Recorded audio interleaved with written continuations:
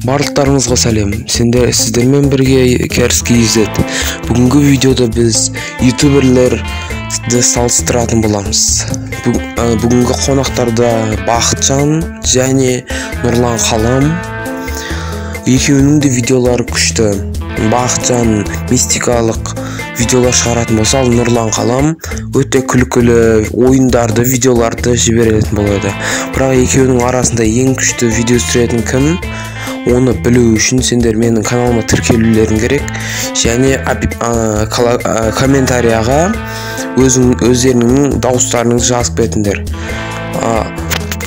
Бәрін жазып болғаннан кейін мен оның бәрін көріп шығамын. Кім жеңгенін бүгін жұмасы болды, жексенбі күні шығаратын болам кім жеңгенін. Ал сендер есе каналға тіркеліп, колокольчикті басып және лайк басып кетіңдер.